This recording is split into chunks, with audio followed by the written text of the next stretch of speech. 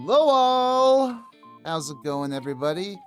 Rezi Orenji here, y'all's favorite music-loving orange cat boy, back yet again with another music talk stream after another eventful week in November. I mean, not just talking American politics or whatever, but apparently there was a whole bunch of hype around like Jake Paul or Logan Paul or whoever fighting Mike Tyson. I don't know. I was too busy watching King Gizzard live streams to care. um, yeah, no, I've been having a pretty chill week. Just sort of trying to get through work one leg at a time, and I the damnedest thing happened to me like at the tail end of last week, like after my talk stream with Sagiki last week. I got last minute invited to see a concert at Madison Square Garden that my cousin just happened to have a ticket. It was fucking David fucking Gilmour at Madison Square Garden. He happened to have a ticket on hand because he and his girlfriend were going to go see him, but they got sick, and it was wild, just so wild. One of those once in a lifetime opportunities that just dropped into my lap, and I went and saw him, and he played a bunch of Pink Floyd hits. He played "Wish You Were Here." He played played "Shine On." He didn't play "Shine On You Crazy Diamond." He played "Comfortably Numb." He played "Breathe," "Time." Of course, it was such a good, fun gig with an amazing lighting rig, and even his solo stuff. I don't profess to know much David Gilmour's solo music, but it sounded great. Like, his backing band is really solid. It's a shame that this is probably his last major tour, because I definitely encourage you guys to go see him, but I don't know.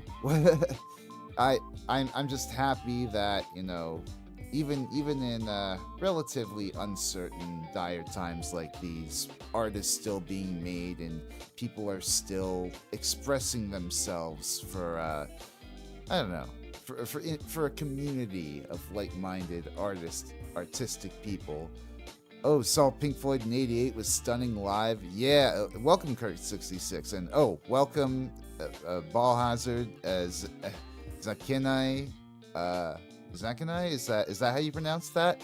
Yeah, welcome everybody in chat. I hope your weeks have been going well as well. I hope you've gotten the chance to go out there and just experience some art. Anyways, today's music talk stream, I've got another guest from sort of the Blue Sky Chronicles, as it were. Now that everybody's migrating over from the other social media platform, and VTubers are connecting and stuff. I've got a bunch more music VTubers on my radar than I ever had, like on Twitter, and this one I think is sort of along the. There are quite a few like classical musician VTubers that have made their way onto Blue Sky. I already interviewed the other week this moth VTuber named Kobu, but there's also this massive VTuber symphony orchestra project where tons of VTubers get together and contribute parts to construct these remote recordings of beautiful classical pieces, and it's just stunning to see people's creativity come together through this medium of a virtual avatar, through getting to know how to record and make music over a computer, to collaborate with people around the world. I feel like that's really incredible. It's part of the reason why I do this show, yeah, with the S. Okay, gotcha. But anyways, along those lines, I met this half-qilin at Vtuber, I believe is how it's pronounced. And she seems to be a chill person. She plays violin, she plays piano, and composes her own classical music. So, would you all please put your hands together for Sidonia? Hello, everyone. How's Hello, it going, hello. Sidonia? How is it I'm going? doing Welcome to the great. stream. Thank you. I know it's relatively late for you over there. You're in France, right? That is correct. Ah, well, bonsoir, I believe is the Yep. customary greeting at this time. Yep, that's right. Righty. So usually the way I like to start these streams is like just sort of open the floor to my guests, get them talking about, what they're into and, as far as music's concerned. Usually, music is a pretty universal language and people like to, casually listen to music, put it on playlists in the background. It's something that everybody can appreciate, but, it takes a certain something for people to get as passionate about it as, somebody like who's a VTuber who makes music, right? So I'm kind of wondering, where did your passion really stem from? So I guess go into your earlier years, or how you say? It's a bit of a long-winded story because originally I was not as heavily into music as I am right now, but I've Yeah. always been also kind of heavily into music. When I was a kid, so in France we have compulsory music Hmm. education classes in middle school. Oh, And that's my cool. classes were on the last class of Monday afternoon. And my twin brother, I have a twin brother, Mm. he was very much into music and he wanted to learn the piano. So Hmm. our teacher would let him and I stay after class to just tinkle on the pianos. And that's how I got kind of an interest into playing music originally. Oh, Although that's it cool. didn't develop until many, many years later, where I got my parents to buy me a terribly low quality student violin, and I started self teaching the violin. I see, I see. Kind of, I guess, it's the more spacious, more economic option than buying a grand piano, I guess. Yeah, we did get a piano eventually, not a grand piano, unfortunately, Okay, but we did okay. get a piano. And so I Yeah, self yeah. taught the piano, I self taught the violin, and I didn't get into composition until very, very late. That was just 2 years ago. But you're primarily I guess, a classically, well, self-taught, but you're in like a classical sort of tradition as a musician. Yep, absolutely. Mm. That's awesome. Hey, Scotty, how's it going, man? Welcome to the stream. Um, yeah, I had some experience myself on violin when I was actually younger. My school, they sort of conscripted a bunch of kids into like their orchestras and choirs early on because it was still very young. They were still building their like choral and orchestral programs and what have you. So I was stuck on violin for a few years in like elementary, middle school, and it was fun, but I I never practiced it, so like I there was like a there was a ceiling to my level of enjoyment for Yeah, the I violin don't is know. one of those instruments where practice is absolutely crucial. Mm-hmm. Yeah, I mean, it was fun, but like I never I never took the tape off the neck.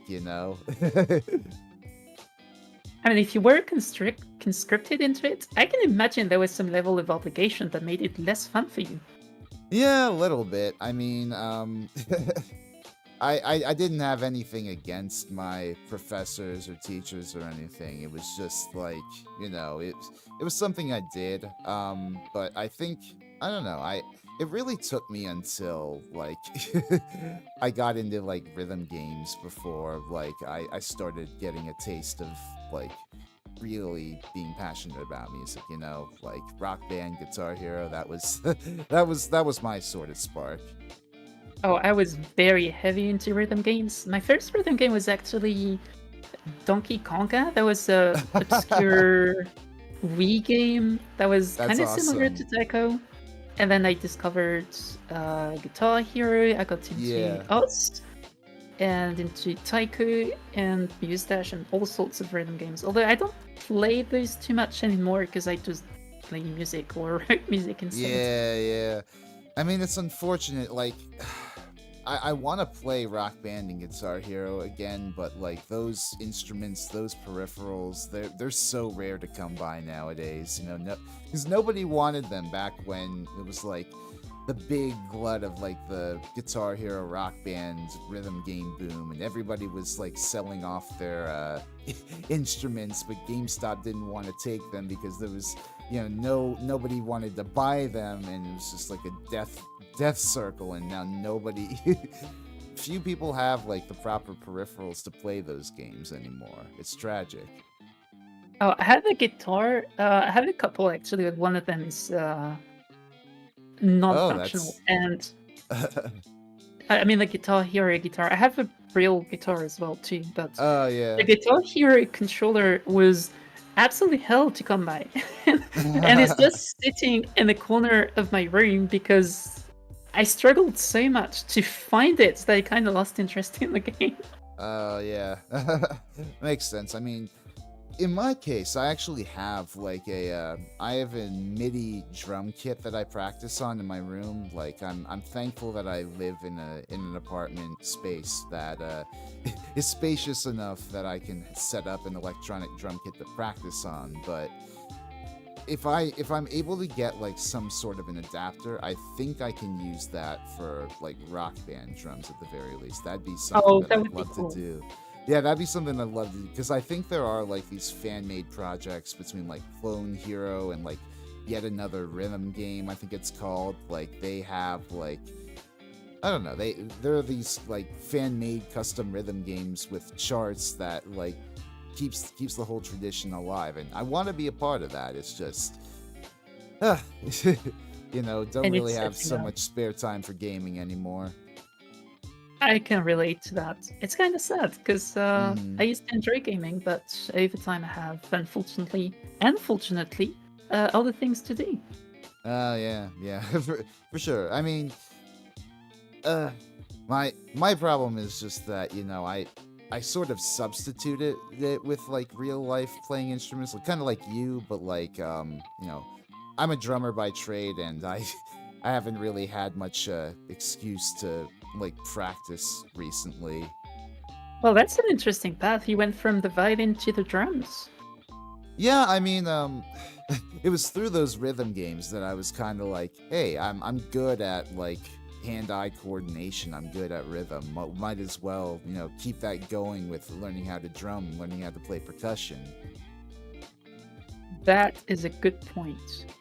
Yeah, no, it was a lot of fun, and I've kind of become really good at like just I guess feeling out grooves, feeling out meters, but tones still something I kind of struggle with. Like I took multiple semesters of music theory when I was in college, and I still have some of that education, lodged somewhere in my brain, but like a lot of it has kind of slipped by because I haven't had like I don't really play any like tonal instruments, you know?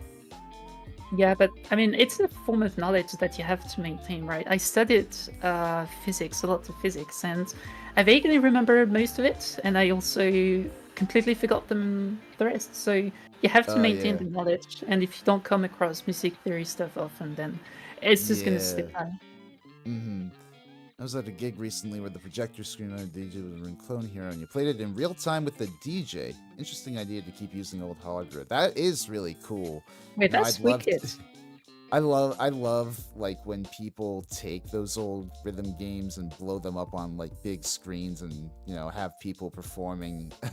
It was like either at like cons or at parties. I just love like the feeling of being able to immerse yourself in that music like an actual rock star.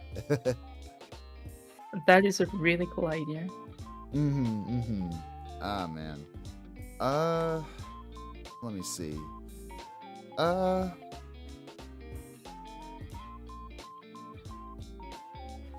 yeah, I guess kind of going off of, what you were saying about your upbringing. So, um, kind of like what are your favorite, like, what are your inspirations? What are your favorite classical composers? You have any? Oh, yeah.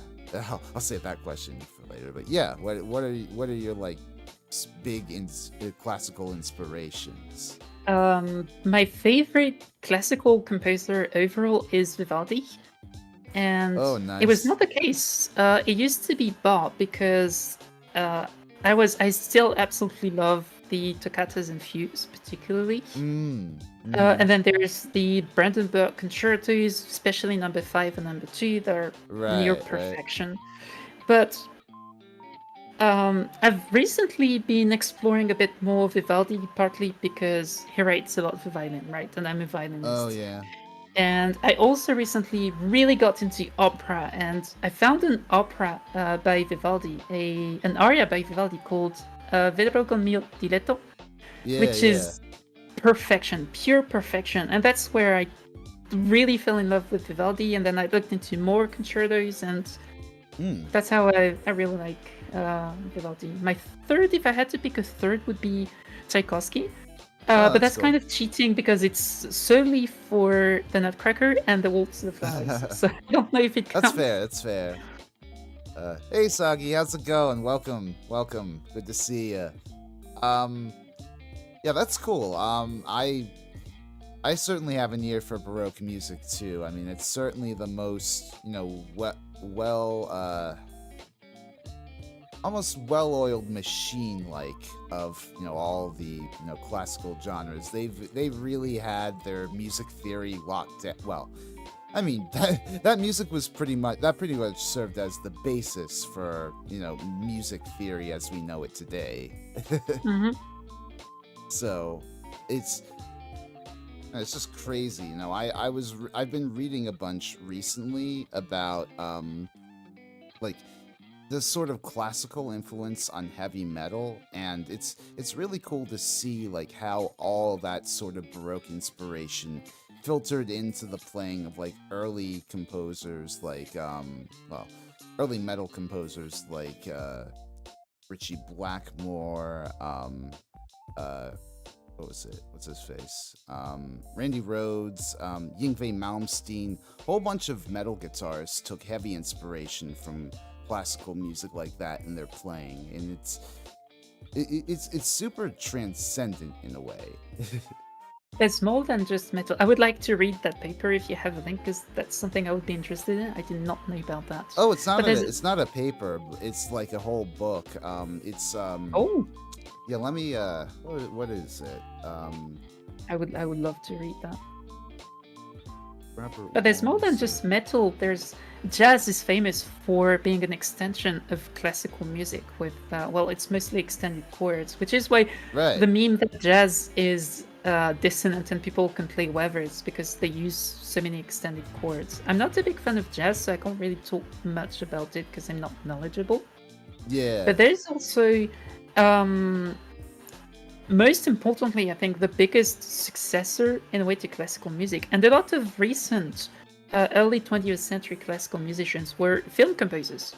Mm-hmm. Yeah. Yeah. And so the stuff that, for example, John Williams writes is very classical in nature, but it also evolved away from classical music. It has its own rules and its own methods that Yeah. don't really follow the strict musical theory that I'm used to.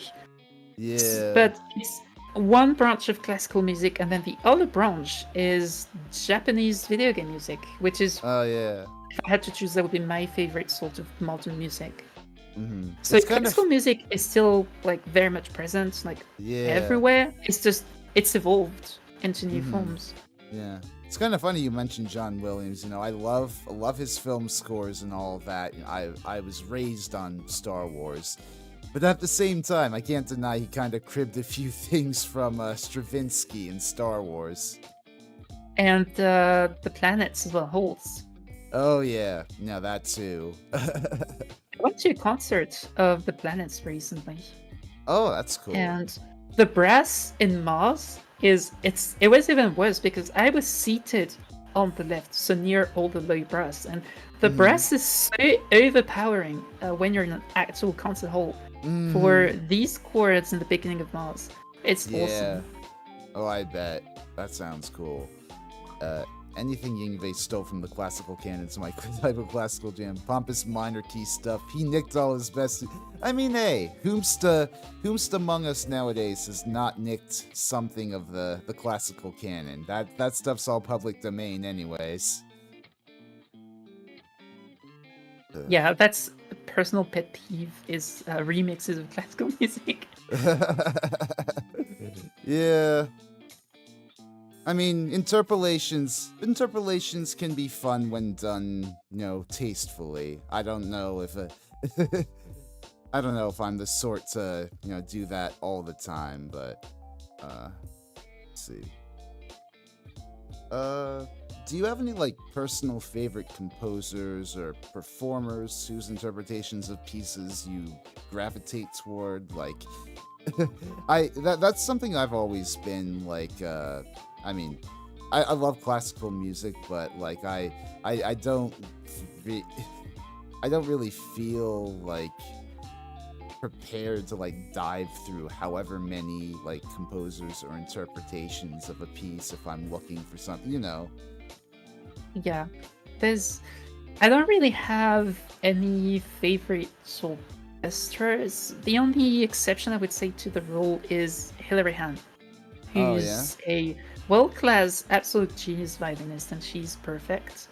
Mm-hmm. So if she plays something, I'll listen to it. But I'm open to all sorts of different interpretations. And usually when I discover a new piece, I'll listen to a few different versions to Mm. see how different people play it. And then I'll pick one favorite among all these, and then that's the one I'm going to stick to. Mm-hmm. And I will say, I I'm a sucker for like late romantic music, like those gigantic symphonies and Oh, just yeah. like through composed pieces. I love I love listening to stuff that like Bernstein or Karjan conducted, like especially Mahler symphonies. Like Gustav Mahler was my jam. Like back in 8 years ago, I went abroad to like Vienna, Austria for like this music abroad program in college, and that was a lot of fun. Like getting to just dive into all of the classical culture there. Outside of Tchaikovsky, I'm not a big fan of romantic music in general. There's a bit of Beethoven that I like, but I mean Mm-hmm. it's Beethoven, right? I That's really fair. gravitate towards classical with Bach and Baroque with Vivaldi mostly. There's a little That's bit of fair. romantic-ish with Gabriel Fauré, for Mm-hmm. example, and Yeah, Saint-Saëns. yeah. Mm-hmm. But really, the core of what I listen to most is like this period between classical and Baroque. Right, yeah. That with Bach, Vivaldi, and more. Do you have any appreciation for like the Impressionists at all? Like Debussy and those guys? I have very little experience with this particular area. That's like Right, the right. period of music that I've listened to the least. Mm-hmm. But I have a few composers that I want to check out. There's of course Mm-hmm. Debussy. Mm-hmm. I tell you. I will need to pull my notes to give you the exact Yeah. names that I figured out. So that's I the period I have the least experience with. So I can't really answer the question because I don't know. I tell you, I fucks with some Debussy. Like his symphonic works, La Mer, his piano stuff, like the fucking Cathédrale Angloutie, or I don't know if I'm pronouncing that correctly, but Yeah. it's beautiful, like like you were saying, like jazz chord extensions almost, like really painting these vivid pictures of like I guess these settings that he's trying to like literally, trying to paint the titles of his songs. It's beautiful music. It's La Mer. or Mm-hmm. La Mer, Le and Maire, yeah. Cathédrale Angleterre or Yeah, Clermont. yeah. Right on. Oh yeah, and Ravel, and I haven't listened to much Boulanger, but I'm sure he Oh, sounds great too. no, Nadia Boulanger, she's She one of the she greatest she she. music teachers of all time. Oh I've yeah, never right. That's listened right. to That's anything right. she wrote. Damn, that's okay. I'm gonna add that name to my list actually. Yeah, I've damn, it's been a while since I've had to think about classical music history like that. Yeah, I have heard of Boulanger. I just haven't yeah. Yeah, the knowledge you need to maintain. That's what I said earlier. Yeah, yeah. uh you mentioned a bit before. Oh, Lily Boulanger. Oh, interesting. Lily Boulanger. Yeah. Mm. You mentioned before, you went to a concert recently and the brass was really loud. Have you gone to a lot of classical music concerts, like classical or Uh, otherwise?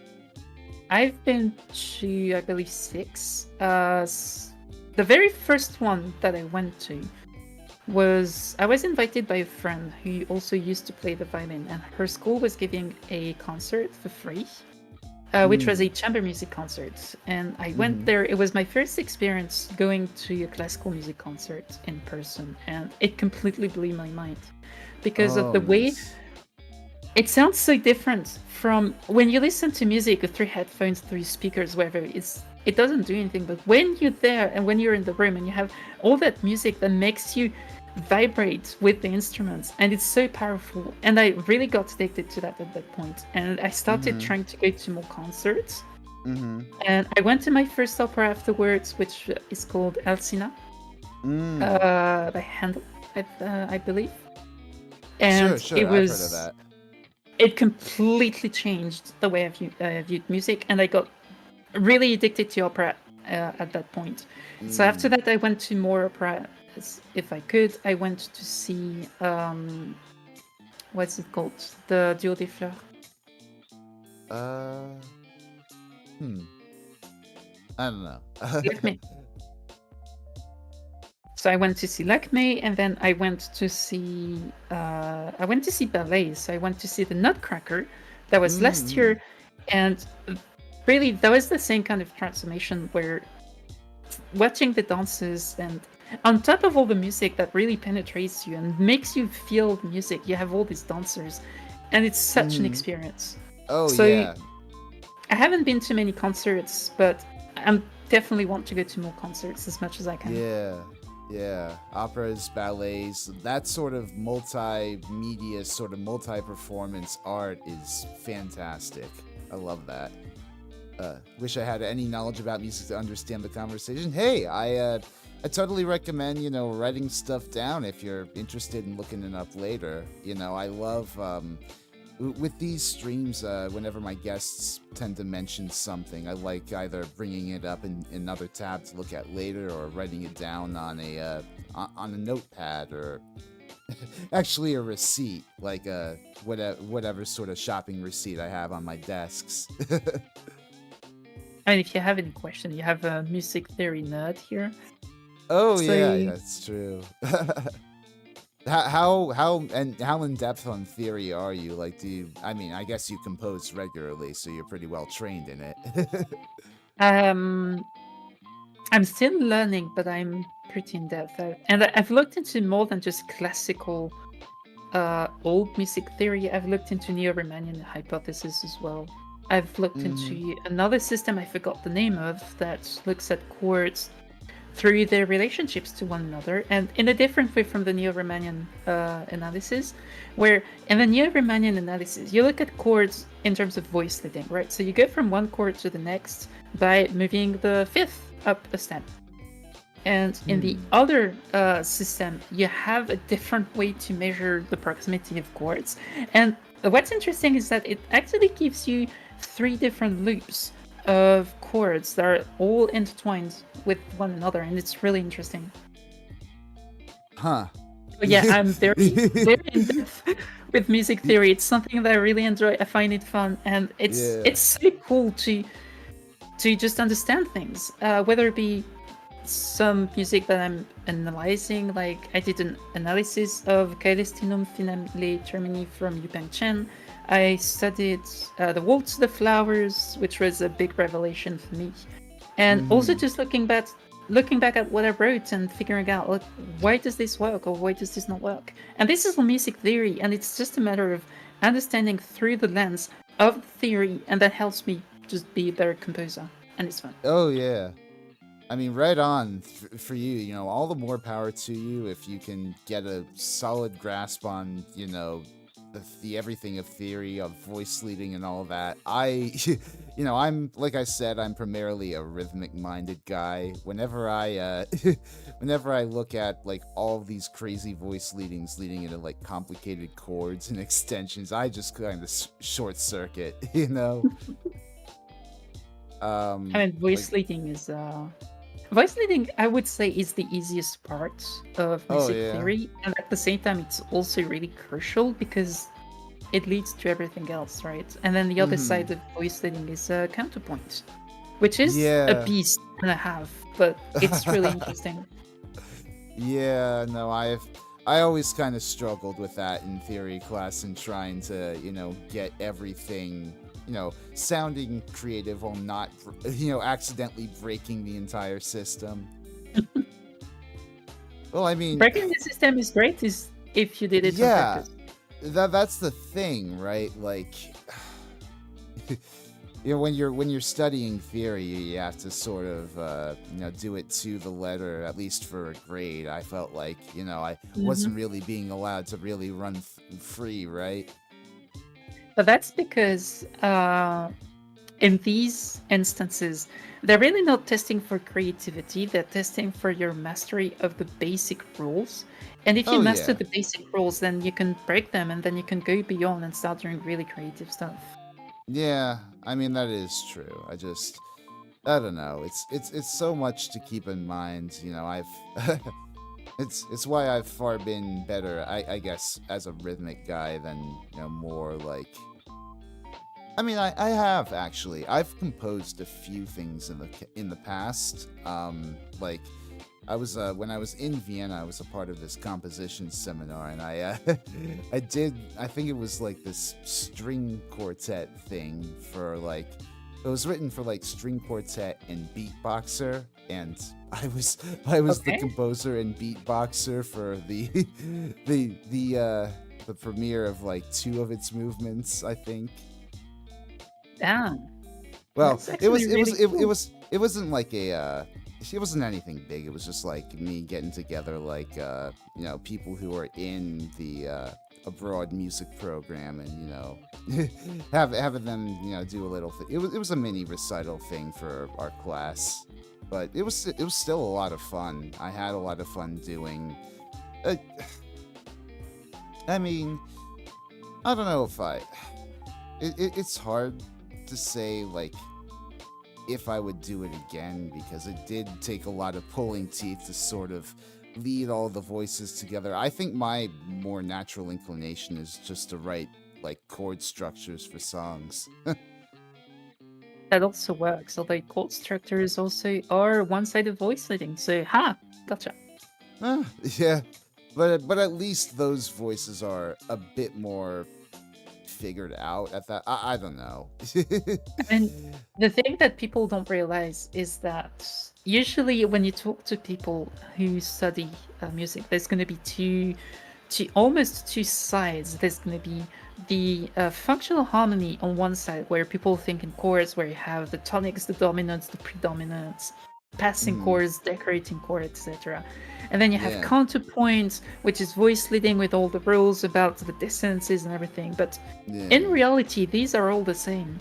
Like they're Mm, literally the same thing, just viewed from different angles. And mm, when you're writing chords and you say, "Oh, this is a predominant," it's a predominant because of the way the notes that compose the chord want to move.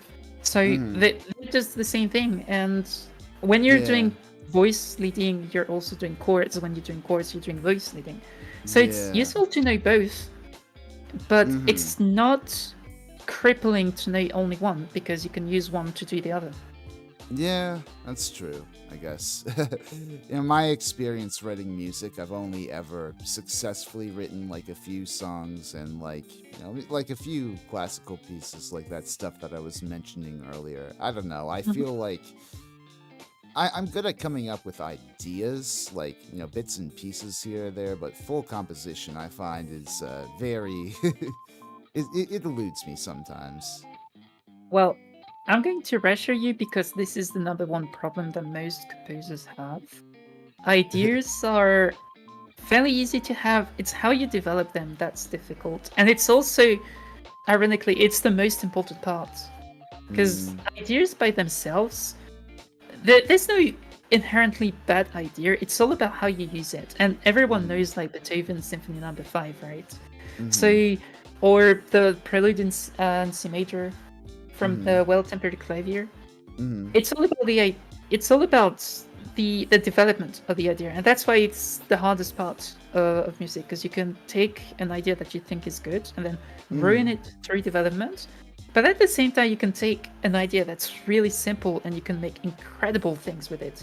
The Waltz of the Flowers is an example of something that's incredibly simple, and I mean, it's a Waltz of the Flowers. It's one of the, at least in my humble or not so humble opinion, in yeah, my opinion, it's one of the greatest pieces of classical music ever. And yeah, it's just such a simple idea in the in the start. So right. development is the difficult part and the important part of music. Mm-hmm, mm-hmm. Uh, hey, Jukebox Cowboy, welcome to the stream. Yeah, I just like. I think for me, what really helps me just lock in and sort of sit down and think about developing a piece of music. I don't know. I think the most successful some compositions I've ever made, in my eyes, have been ones that have been, drawn from my own sort of personal experience. Like just writing on a feeling I have, writing on, experience I've had, and just sort of channeling that into my music. I feel like if I do that, it's easier to see something through entirely. Yeah, that's a form of impressionist music. You were talking about that earlier. Yeah, yeah. I mean, that's a what was it? That entire that string quartet. It was actually my sort of impressionistic view of the city of Philadelphia. That's actually really cool, and that's a good way to write music. There's an impressionism. You have, for example, the Moldau from Forêt, Oh which yeah. is not Forêt. It's oh God, I can't pronounce his name, but the Moldau, which is, I recommend you listen to that if you haven't. Mhm. There's the Beethoven's Symphony Pastoral. There's so many examples of impressionist music, and then the other Mhm. side of that is programmatic music, where it's Mm. music. This is more the kind of music that I do, and it's Mhm. music that tells a story. Mm. Yeah, yeah. I love that sort of progressive, I guess. Very, very, I guess, tone poemic sort of music. That's a lot of like what I love about like the late Romantic period, right? Like with Hmm. the symphonies of Mahler and like the tone poems of Richard Strauss and Franz Liszt even composed a few things. His whole virtuosic piano ass. He was a great composer too in his own right. And even Wagner with his problematic views, he still composed a damn good through composed opera. Liszt was I don't know much of Liszt, so I can't really speak of his Yeah, yeah. compositions. I know mostly there's La Campanella and Mhm. there's the Hungarian Rhapsodies, which I Yeah, really yeah. like Hungarian Rhapsodies. Mhm. Wagner, I haven't listened to too much, but sorry, there's also Rimsky-Korsakov Oh yeah. that does these sorts of storytelling music. There's the Flight of the Bumblebee, which is part of an opera. There's a Mm. Scheherazade, and there's Mhm. so many others. And also Yeah. Rimsky-Korsakov, genius orchestrator. Mm, wow. Now, those the Romantic era Russian composers were all great. You know, you mentioned Tchaikovsky before, but Yeah, yeah, this the they were golden age fantastic. of Russian music was like this Tchaikovsky. There's Rimsky-Korsakov. Yeah, There but was a even third after name that, usually. like I even forgot. after that, in the Soviet era, they still had some banger composers like Prokofiev and what's his face? Stravinsky. Not Stravinsky. Well, Stravinsky was, yeah, I guess on that periphery, but also what's his face? The guy who Leningrad Symphony. Who composed Oh, Shostakovich? That Shostakovich. I love Oh, Shostakovich. if you want to listen to one work of Shostakovich, listen Hmm. to the Attack on the Russian. Yeah, yeah. No, the Leningrad Symphony. That Yes, there's a that's a specific movement that is pure genius in it. mm-hmm, mm-hmm. I see a lot of people in chat talking about like minimalist composers. You listen to any of that stuff Oh, too? hell Like no. That's where I draw the line. I I mean, I really get don't that. like minimalist music. I get that. You know, I don't know. I dig like some Eno and Glass here or there. I have to more, I guess, explicitly get into that. I just remember listening to a few pieces where it was in like my music history course and being like, huh, that's decent. There was a, what was it? Piano phase. It's this one particular like sort of like piece where it's like two pianos. I forget if this is Glass or like Steve Reich, but this is like a piece where you have two pianos like playing this same loop, and then one piano just very slightly goes ahead and like it gets out of phase, and it's wild music. I wouldn't say it's like a good piece to just sit down and listen to in your spare time, but it is a wild concept. And you know, that's something I really do like about a lot of modern classical music, is that it really does play with concepts. But I don't know. Yeah, that's also a reason why I'm not a big fan of the more Mm, modern, like minimalist. So there's Philip Glass, there's John Cage. Much more recently, there's a Naui. Oh god, how do you pronounce his name again? He's famous for his very algorithmic kind of music, and it's not mm, something that I like. Because to me, music has to be very emotional and yeah, very intense. So I'm much more aligned with the romantic composers in that aspect. yeah, But at the that same is time, I true. tend Yeah. to follow Baroque and classical rules. So I'm in between these two. Hmm. I will say, I think that it is a shame that classical music sort of got up its own ass in the mid 20th century with serialism and all that stuff, because there is some fantastic ideas to come out of like sort of breaking romantic tradition and going atonal and all that. I really do admire some of those like early atonal composers like Berg, Weber, and what's his face? Schoenberg. Atonality is something that I really struggle to understand because I'm very sensitive to tonal music because that's what I grew up with, especially classical music. And so Mm-hmm. without a tonal center, I'm lost and I don't know how to appreciate the music. That's fair. That's fair. I don't know. There are like at least with artists like composers like Schoenberg or Berg, I feel like their sort of like atonality really lends itself well to expressions of just pure raw emotion, pure raw terror and horror. And I mean, that was the whole wave at the time in like Germany and Austria, right? Like expressionism, just like being as brutally honest with your emotions as possible. And it lended, like you were saying before, like it lended itself well to film music. When you eventually had people like what's his face? The Bernard Herrmann, or the composer for Hitchcock's films and Psycho and all that. Yeah, That's I how don't you know his name, got but I know you. Psycho with the super famous. That's kind of become a meme now, unfortunately. Yeah, I mean, a meme, lasting cultural symbol, what have you. But that is, I guess, that is the legacy of atonality. It becomes a stinger scare.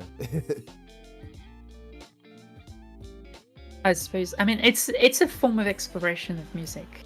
Mm. Either way, it's kind of like I said before. I'm not a big fan of jazz because I don't like the extended chords because they Oh don't yeah. resonate well to me. But Okay. I understand that some people may like it. I understand that some people might not like things that I like Baroque music, classical music, more strictly theoretical kind of works. So it's all about exploring different genres of music, and modern music does that really well as well, with like all the genres of pop, hip hop, D&B, all this kind of stuff. Everyone is Yeah. sensitive to a different aspect of music. I'm sensitive to melodies and tones, specifically, and then some people, like you, are more sensitive to rhythm. Some are going to Mm-hmm. be more sensitive to lyrics. And so all these people are going to be gravitating towards different kinds of music that play more on these different aspects. Absolutely. So, what was I gonna say? So I guess kind of to that end, I guess we can talk about your compositions. You've got like quite the extensive resume of classical pieces on your YouTube already. Yeah, I What's been your have. favorite? What's been your favorite to compose? What's been the most challenging? Just I guess kind of talk about that. Like how's that been Um, developing as a composer? okay, so my favorite to compose is the Sibling Waltz, which was the very first thing that I composed. Hmm. It was I was actually I was never originally going to go into music composition, but Mm-hmm. when I was in the US, right before COVID hit, I went to the US Jeez. to visit my then boyfriend, Mm-hmm. and while he was at work, I was working from home, and I I thought, you know what? I didn't know any music theory at the time, and I thought, you know what? I have some time to spare before my boyfriend comes home, so I'm gonna look up some music theory classes, and then when I come back, I'm gonna surprise my violin teacher, and I'm gonna be like, hey, I know some music theory now. And so I learned about chords, I learned about the basics of functional harmony, and I was like, well, I'm gonna try to apply that and write a piece of music. And I decided to write a piece of music that was about my broken relationship with my twin brother. And Mm. and it just kind of flowed naturally. When I went back to study it about a year later for my 1 year anniversary, I realized that the whole thing was actually composed a lot better than I thought it would have been. And Mm. it was such a blast to write. I had all these ideas of having this motif representing that and this motif representing that. Yeah, And I had a lot of yes. fun. I was very proud of myself, and the whole thing sounded pretty good. I can give you a link if you want to play it. Oh, sure. Yeah, And I'll take a listen at some point. I was very proud of myself, and the most important part, and that's the reason why I got into music composition so much, is it revealed music to me as a storytelling medium, and that opened up so many possibilities. And that's why that piece is my personal favorite. Mm-hmm. Even now, and to compose, because it was the start of everything for me. Mm. That And sounds. where are you? Here you go. You can listen to that at some point. Mm-hmm. And yeah, I guess like what have been the challenges as you've been developing as a composer? Like, has there been I don't know. Have you Um, been like have you encountered any roadblocks? a lot of roadblocks. So there's been several challenges. The main challenge that I encountered was when I started really leaning into music theory, Mm. and I kind of realized, well, I don't know shit, and it was so overwhelming and kind of depressing. And Yeah. it also made me question like everything that I had done so far. Like, was I doing anything correctly? The answer Yeah. was yes, but I didn't find out until later. So that was a very difficult part Yeah. of my composing career. And then when I Mm. started doing more orchestral works, I started going into orchestration, and I realized, wow, this is really hard. Mm-hmm. And now I have a different problem, which is I'm facing another roadblock now, which is about chromaticism. So music, at least tonal music, relies on a key, and chromaticism is when you use notes that are outside the key. And over time, I had been developing a excessive chromaticism, and now I'm trying to dial back on that, and it's really difficult to break out of all the habits that I have and find a balance between something that is purely diatonic, say within the key, and to me it sounds kind of boring. I need that chromaticism when I write, and then Mm-hmm. the excessive chromaticism that I kind of lost myself into. So that's the roadblock Yeah. that I'm facing now and I'm working on. But there's always going to be roadblocks, but that's a sign that you're improving. Yeah, definitely. I mean, it's you coming into your own, finding your own, style, your own way of expressing yourself. It's all groovy. The whole failing and like trying something new, and whether or not it goes well, that's the important part. And I've written a Mm-hmm. few pieces that were really bad, and I've written a few experimental pieces that were awesome, like the Danse Spectrale, which is one of my favorites. So Mm. all these roadblocks that I had to face, not all of them, the very first one when I was going into music theory nearly got me to stop because I was so overwhelmed. Right, The right. second one with orchestration, that just got me excited to learn more, and then the last one got me really down because I've been questioning myself so much. But Mm. again, I'm trying to take things one step at a time, do experiments. Like one of my latest pieces, The Invention in C major, that is my attempt at really dialing back, but excessively into diatonicism, and trying to avoid chromaticism as much as I can to see the effect it has on my music and, more importantly, on me. And that's when I Mm. figured out that chromaticism that I was talking about is really a part of the Yeah. way I write music. And so Yeah, now I'm yeah. trying to get back into it, lean back into it a little bit, step by step, to see what the right balance is Yeah. between making it work and making me work and enjoying I'm, what I'm doing.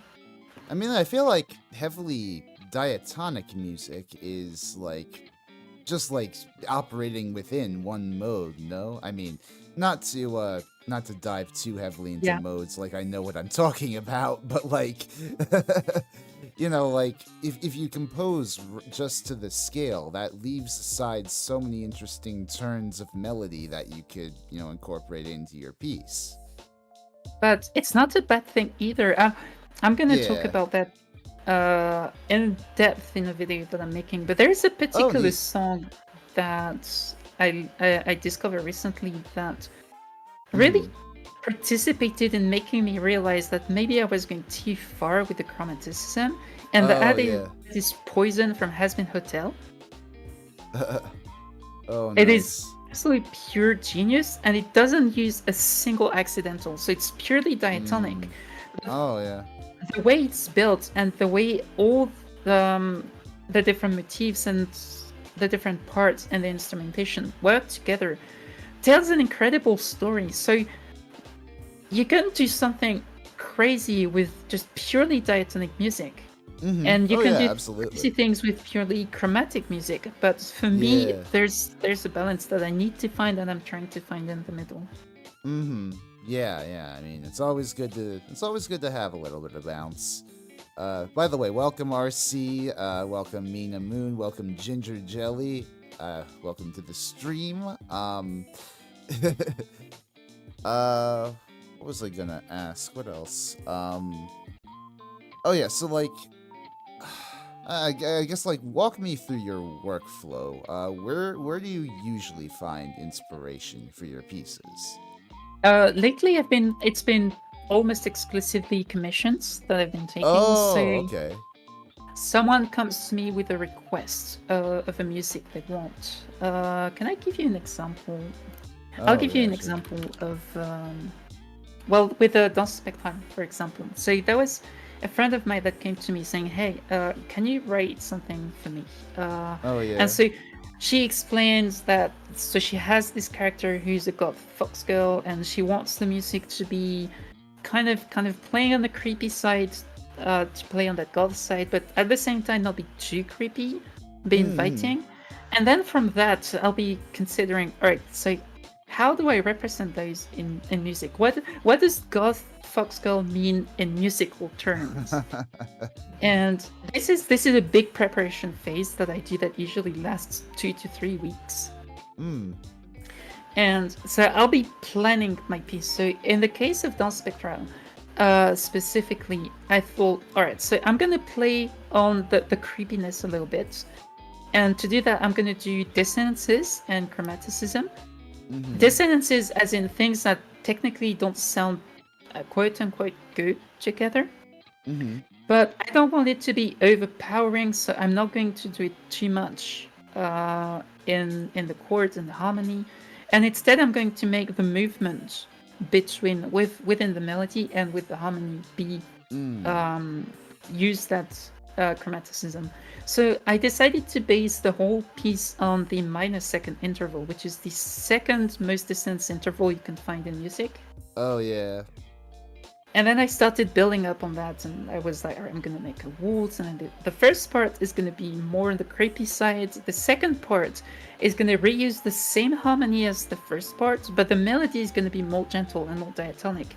And I Mm-hmm. started Mm-hmm. building up on that, and I made plans, and I wrote I wrote a sketch. Usually, I start with a piano sketch, and then I Yeah. go into orchestration, and then once again, orchestration is a whole piece, but it's the same kind of questions. What can I do Yeah. to represent what part Right, right. of the What music? composition software do you use? Do you use like MuseScore or Libra something or Yeah, other? so I write in score directly because that's the Okay. way I understand music, and then I go into the DAW to produce it. I use Reaper as my DAW of choice. Oh, okay. Yeah, actually I use Reaper too. Hey, nice. I use it more for like just like straight up music covers, but it's I imagine you can do quite a bit with MIDI functionality there. hmm I actually wrote a whole essay about Dans Spectrum, which explains that Mm. all of my choices and why I made this choice, why it works. There's a whole section about just 4 bars of music, which is a series of, all right, hold on to your seats. It's a series of flattened ninth secondary dominants. And it works wonderfully. And so I have the whole document that is, I think, 15 pages of me explaining all the choices, why they work, what they do. And I do all that work before, at least in terms of sketch and harmony, melody and harmony. Hey, yeah. I do all that work, and then I tend to just improvise the orchestration because I think that's a little bit more spontaneous Yeah, than yeah. I like to make the melody and the harmony. Hey, just as long as you're, keeping in mind the ranges of your instruments, I think that's all well and groovy. There's a lot to keep in mind on top of the Uh-huh. ranges of the Oh instruments, yeah. but I mean timbre orchestration is too. so timbre. That is something I love to play with. And there is Mhm. I keep talking about my pieces, but so there's a recent piece which is one of my best called the Shimmering Waltz in it, Right. and within it there is an oboe solo that I'm a big fan of. Oh, And neat. one of the reasons why it works is that it starts with this very gentle, very uplifting music. And the oboe is in its middle range, which is the most expressive. And it has Yeah. this kind of plaintive and mournful quality that you have in Yeah. the oboe. And Oh, then the oboe as the always music, cuts through. yeah. And then It's as the music beautiful. progresses, it goes into dissonances and chromaticism, and the orchestration changes to be more heavy and a little bit more dark. And the oboe dives deep into its chalumeau. Well, chalumeau is for clarinet, but the oboe is similar. It dives deep into its lowest register where it has less power, but it also sounds very dark and very gloomy. And so you have this transition that happens very naturally in the melody between the gentle, kind of whiny tone of the oboe in its middle register, and then it starts going deep into this dark register, accompanied with the same shift happening in the orchestration, in the harmony. And it has such a great effect. Yeah, I love like well considered orchestrated music like that. I mean, it's part of the reason why I'm so why I gush so much over late romantic period music. But that's chill. What was I gonna oh yeah, so you did mention that you do a lot of this out of whatchamacallit, out of commission, kind of like the old actually kind of like those Baroque composers, except you're not on the chord. No. But how do you see a piece through to the end? Is it usually just that motivation that you're gonna be making something, or do you are you do you always have that creative inspiration last you till the end? In most cases, it's really just as I get going and then I don't stop. But Okay. there were a couple instances where I really struggled, but that was because of the particulars of the piece that I was writing. And the detail is that the music I was writing was not about the melody, which is what's important to me, but it was more about an acoustic kind of landscape. So it was more impressionism than romanticism, if that makes sense. And so I found myself struggling because I didn't have this melodic guide that I could rely on, and it was Right. purely about the orchestration. But to me, the orchestration, as I said, music is supposed to tell a story, and these pieces don't. They paint a landscape, and that's why I was struggling on those. Yeah, I guess so. Yeah, that makes sense. Ever seen the diagram for Love Supreme? I've never. So controversial thing for me. I've never actually listened to a Love Supreme in full. I know that's John Coltrane's big seminal masterwork or what have you, but truthfully, I'm only really familiar with Coltrane up to like 1961 or so, like listening to Giant Steps and all. Have you ever heard Giant Steps, Sidonia? That is a phenomenal fucking piece of jazz music. I have not. I am terribly unfamiliar with jazz. Yeah, I mean, I understand your trepidation and fear of the extensions and all that, but like what the stuff that Coltrane does in Giant Steps in terms of like harmonic progression and like connecting like the circle of fifths together, it's just phenomenal stuff. And he's doing it at like fucking 200 beats per like a ridiculous tempo. If you have links for me to check out, I would be Oh happy yeah. to Let me learn just about drop jazz music. Let me just drop you the entire Giant Steps album in our Discord chat. You I can. have I did a tiny bit of research on jazz for a recent piece, which was the invention in C major. Oh, But yeah.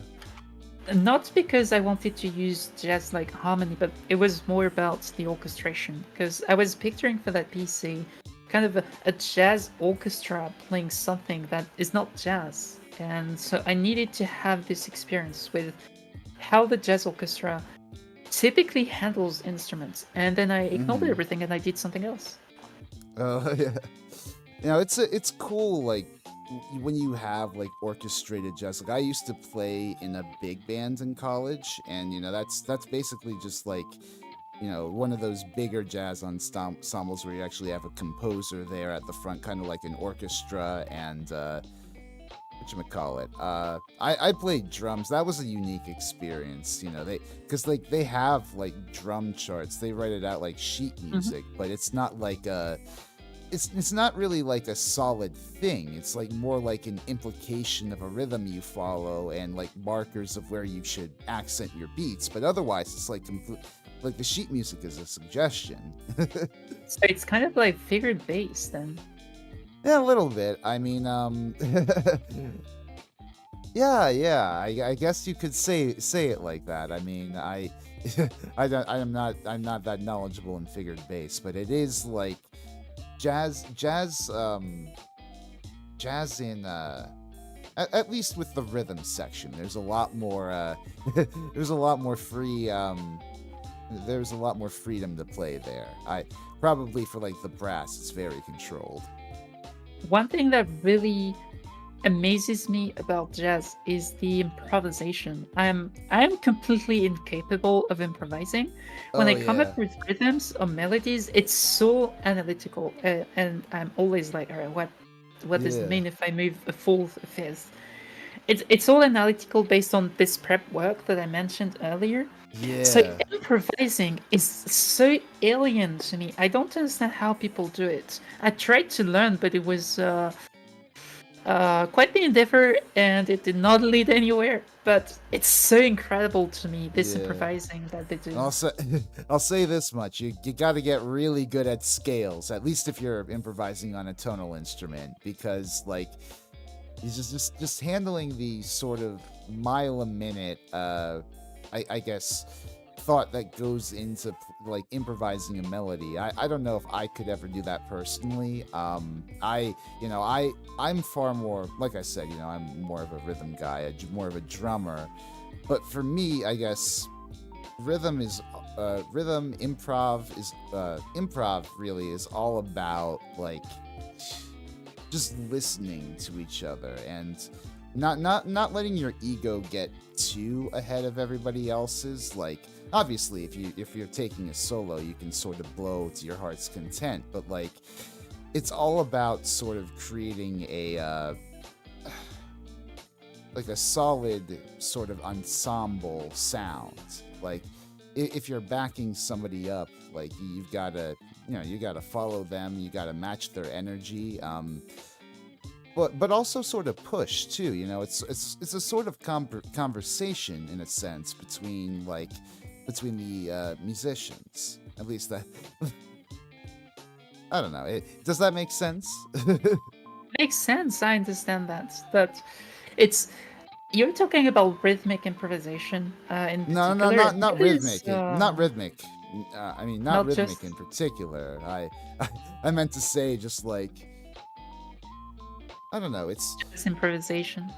Yeah, it's just like I mean, I guess that's how it is for all sort of like small combos. Like you've got to be like, even in like classical music too, like self sort of composed quartets and all that. You got to be tuned into everybody's wavelength. Hmm.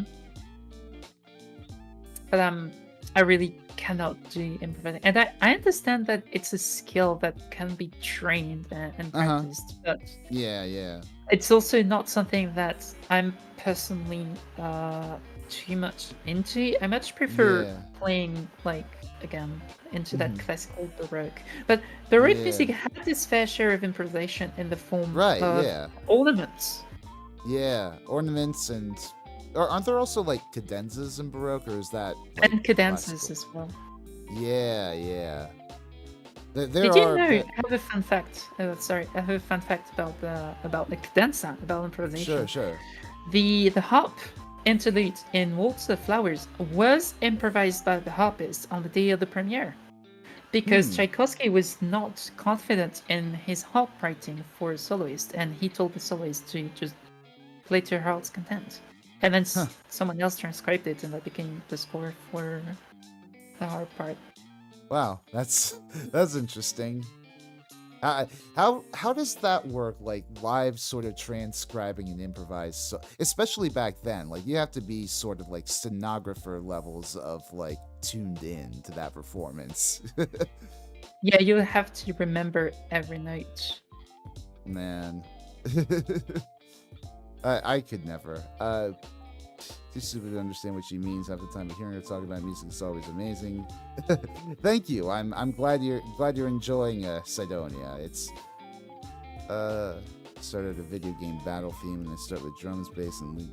Oh, drum. Oh yeah, I actually get that. Zach and I, like drumming. That comes natural to me, obviously, because like I've said, I'm a drummer, I'm a rhythm guy. But whenever I lead with rhythm, I can sort of imagine like the various different sections in my head of like a song. Like like I said, I'm a very sectional chordal based sort of composer. If I ever do compose anything. May I make a confession while we're What? talking about drums and composing with drums? Go ahead. I detest the percussion section in the orchestra. I never use it. That's fair. I mean, like it's really it's really weird notation for percussion. I feel like I understand like it's sort of like utility to a point, but I don't know. I always sort of I feel like rhythm is more something that it's not something that should be locked down as much. Like, if that makes sense. Yeah, but again, I think that relates back to the thing I said earlier, where I'm not very sensitive to rhythm, and so Yeah. naturally the percussion section is going to have little importance to me. But at the Hmm. same time, one of the things that I want to write at some point is Yeah. a taiko controller. Oh, taiko. Yeah, that's a fascinating instrument. So I'm still not a big fan of percussion, but then again, I used to hate brass, and now I'm enormously in love with the tuba. So maybe it Hey, will yeah, change. there you go. uh, yeah, I never really learned any like brass or woodwind instruments back in the day. Never really had the inclination to do it. Like, I have a tremendous respect for anyone who can play like a brass instrument. Like, the training you have to do with your lips to get a noise out of that Oh God, is just like I can't unfathomable to imagine me. what it's like. I have a clarinet, and I already struggle to do a sound through my clarinet, and that's probably the easiest of all the woodwinds to do a sound with. I can't Mm. imagine brass, Yeah, yeah. I mean, especially the tuba. Can you imagine the power you have to blow through to oh get a my sound god, to yeah. that thing? Yeah, yeah. Oh my god. You have to be a big boy to do it. The lung capacity on these people. Uh-huh. Uh-huh. Yeah. What was I gonna say?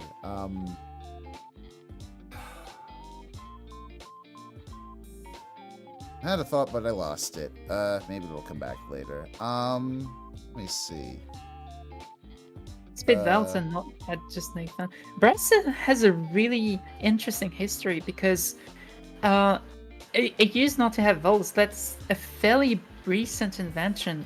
Brass used to have just a very few select notes that you could play with them, mm-hmm. and then they came up with vowels, and that allows like the whole scale to be Yeah, played. yeah. Yeah, that is interesting. Like, I know like in a few like early classical pieces as trumpets and brass were still being invented, like they've had to sort of adapt parts Hmm. throughout the years. And there's other instruments that became and like that came through out of need for the orchestrators. The bass clarinet is one of them. Mm-hmm. Mm-hmm. Clarinets changed enormously also throughout the years. Right, They used yeah. to be made in wood. They didn't have this beautiful key system, and over time they evolved to become what they have today. Mm-hmm. The history of instruments is another thing that is incredibly interesting to me. Yeah, yeah.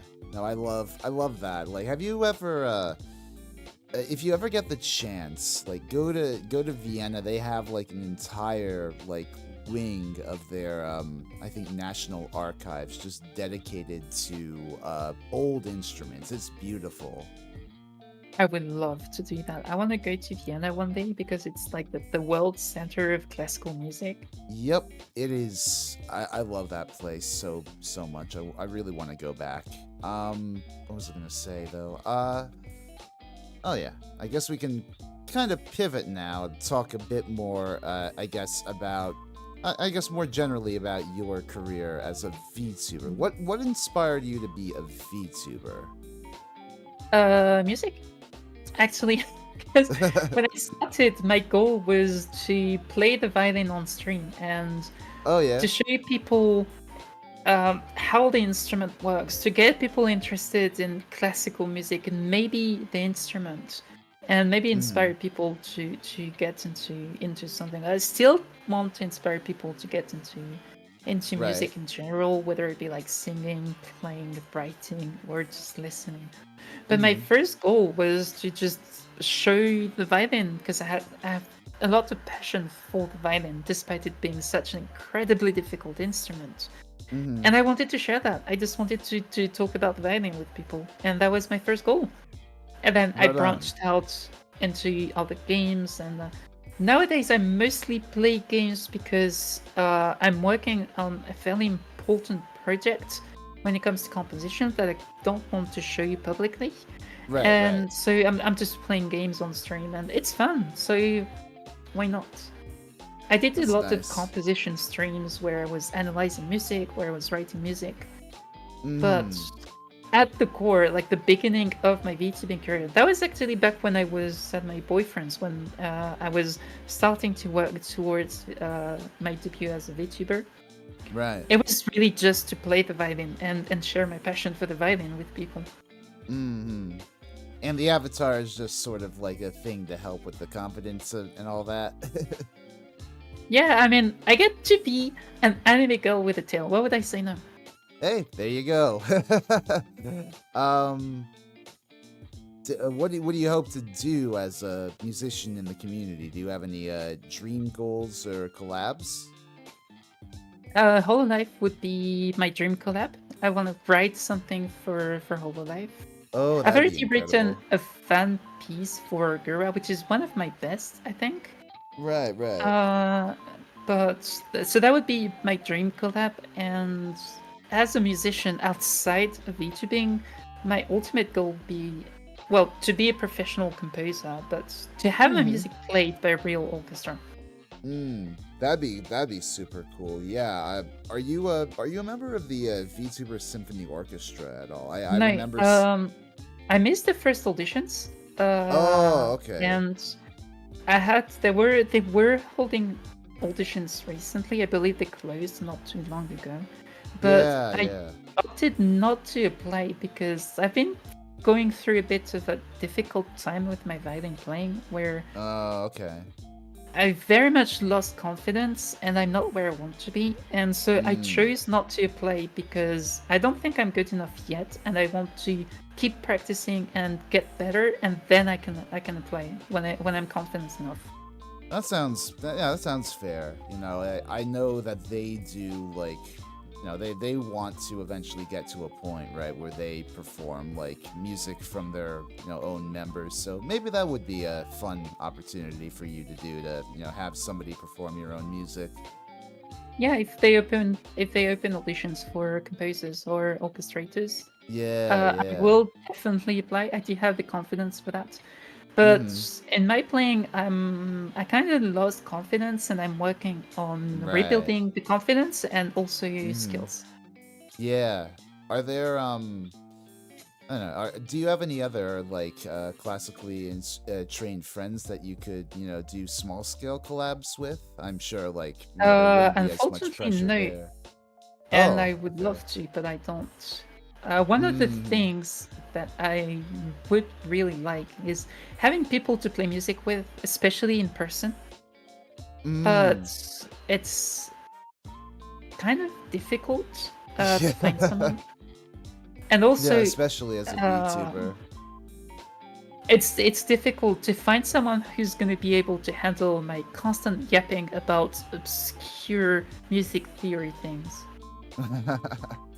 Like there That's was a true. few months ago, I annoyed the hell out of a friend because I woke up in the middle of the night and I was like, "Hey, I found this way to modulate between a key and its relative minor or major through the diminished chord. Look at that. And I bombarded them with score excerpts and voice leading and all sorts of theory. And I was so excited. But that friend doesn't speak a smidge of music. And so I was probably just annoying them and talking complete different language to them.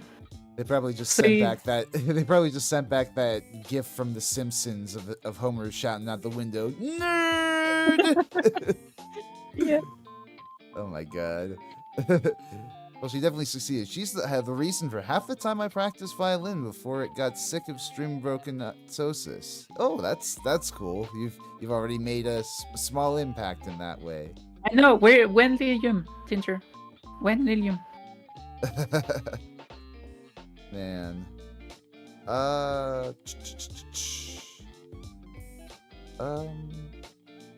Also, you need to get new strings for the violin. I need to get new strings for my violin. That's always an eternal struggle, I think, for string instrument players, having to maintain their instruments, or having to maintain strings their are strings. very, very expensive. And then when you change your strings, the new ones, they don't hold up tune very well, and so you have to play for hours until they get into that tension that they can hold. And it's so annoying to have to retune every 5 minutes when you're practicing.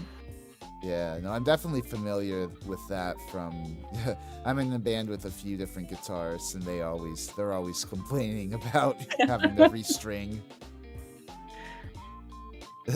Promise I'll learn it. Don't yell at me.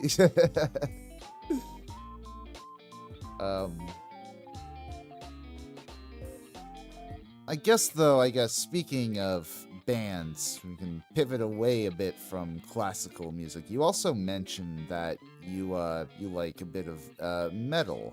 Is that right? What's your favorite sort of metal? Symphony metal. What a surprise! Oh, yeah. To be honest, I also like the heavier kind of metal. Not going into things like death metal with all the what is it called, growling?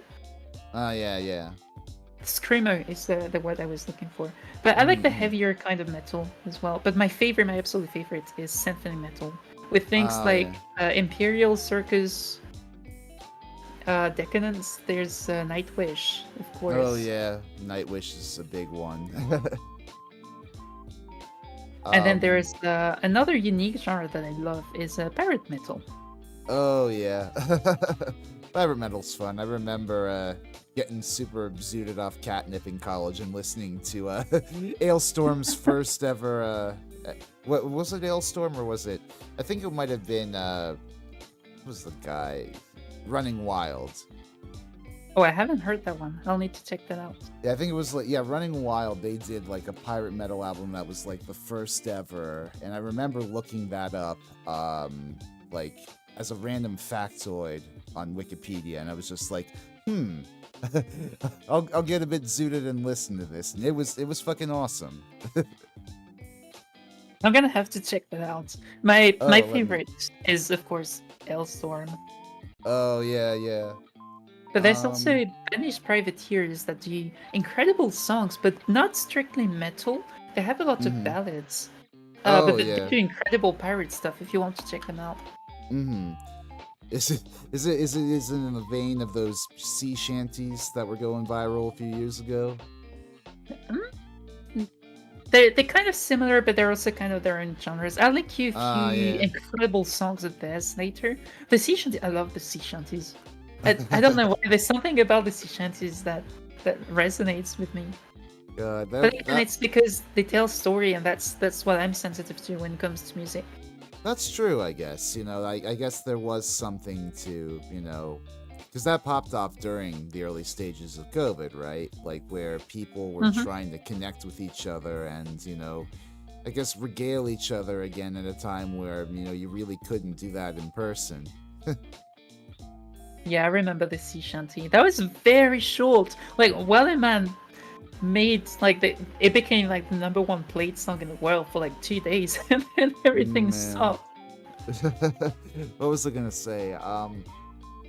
I, I hate to be that sort of hipster, but I kind of like sea shanties before they got cool on TikTok. Like back when Assassin's Creed 4, they featured a whole bunch of cool sea shanties for like when you were sailing your boat between the islands, and I remember loving those.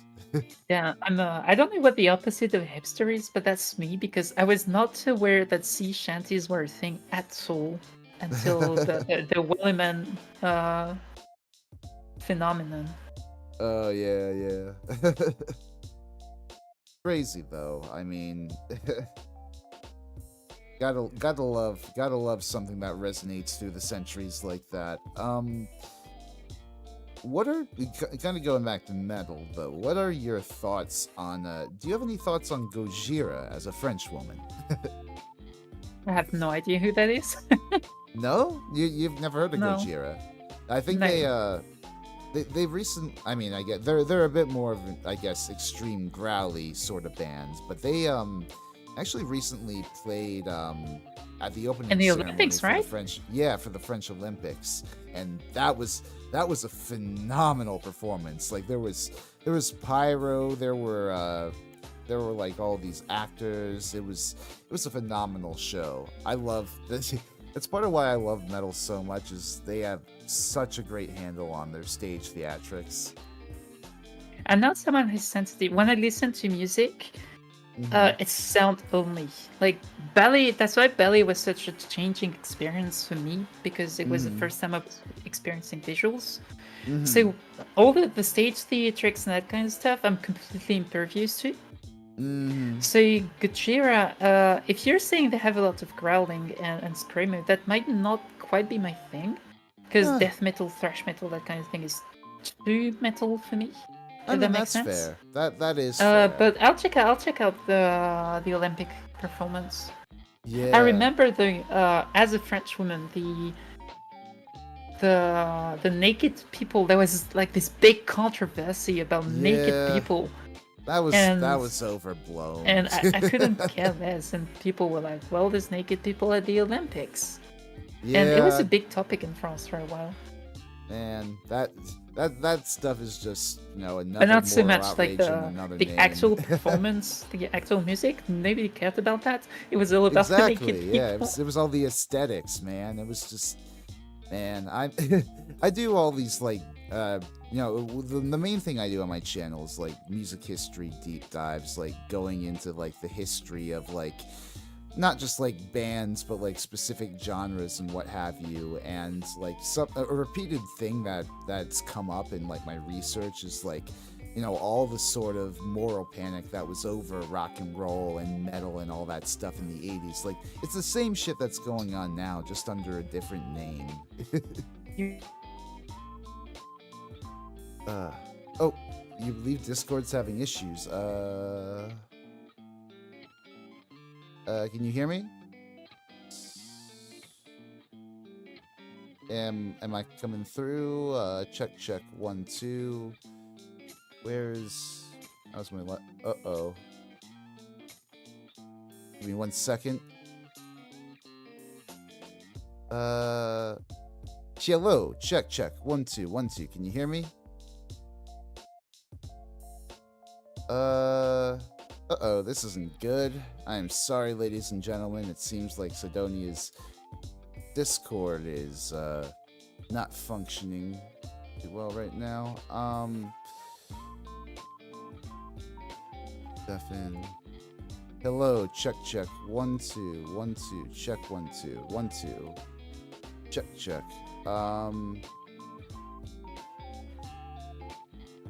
Alright, there we go. That should be fixed. Oh, cool. What happened? Routing issues. Damn. Is Discord dying again? I mean, I don't know. I'm never too sure what's going on with Discord.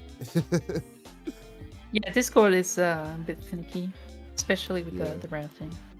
But it should work. Yeah, if I'm being honest, the only thing I use Discord for is for like I'm really not that much of a server browser is the thing. I need to be more active in like people's communities and such, but I'm always I always sort of default to being a lone wolf, you know. Oh yeah, I don't. I'm in a lot of servers, but it's those basically for the emotes. Yeah, yeah, that's true. I mean, like, it's not so much for me with emotes, but like, there's certain like ROM hacks or other games and stuff like that Hmm. out there that you can only get the resources in the Discord server. So I join them, and Yeah. I keep getting their pings, but I don't really participate.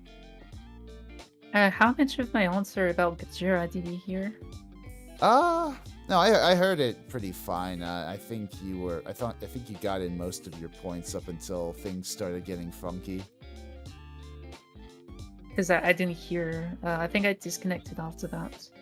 Mm-hmm.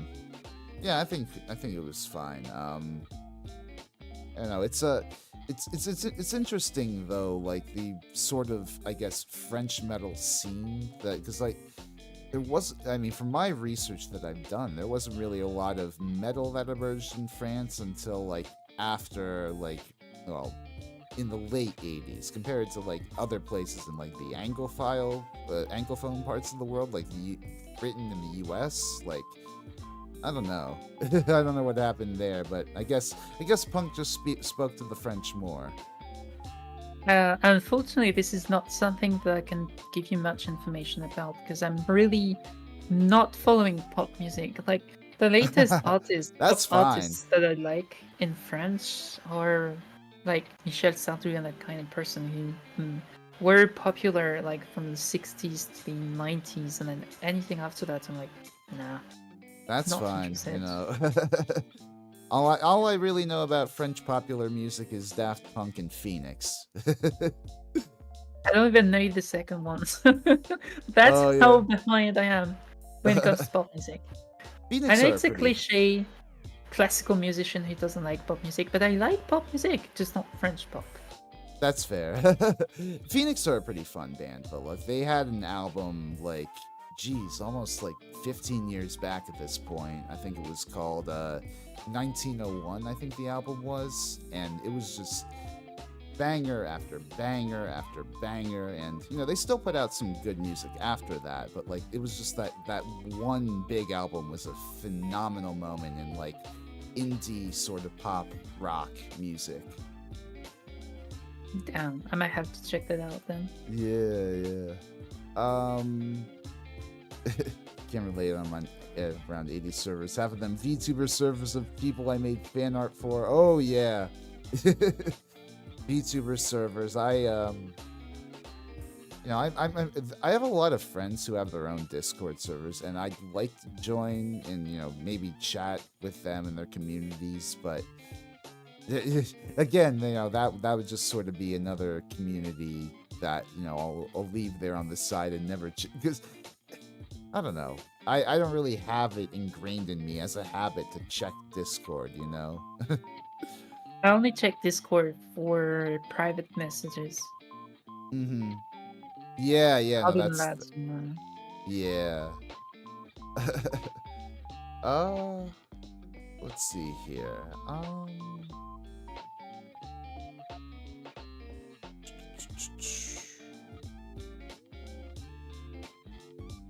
So, what other instruments would you learn if you had the spare time? My dream instrument, the one I originally wanted to do, not the violin, was Right. the bassoon. Oh, that's fun. But unfortunately, no bassoon teacher. So Mm, instead of going into music and learning the violin, I went into Aikido, and I got my parents to buy me a bad violin so I could self-teach. And mm-hmm, then mm-hmm. eventually I went to music school and started learning that. And Who's- also, Sorry, go the ahead. other instruments I'd like to learn are the flute. Mm-hmm. The oboe, that is my favorite woodwind outside of the bassoon. I would like to learn the oboe, but oboes are very expensive, so I got the clarinet instead. Mm. The harp, Oh, the yeah. guzheng. I want to learn how to play the guzheng and the koto, but Mm-hmm. again, I don't really have room. So, Yeah, I would like to. Oh, and also, of course, viola, cello, double bass. Oh yeah, like learn all the string instruments. Hmm. Are you familiar at all with like the viola da gamba, like that line of instruments? Yes, vaguely. It's not something I've ever used, nor is it something I will ever use. I don't think. Yeah, yeah, But I'm familiar with them. yeah.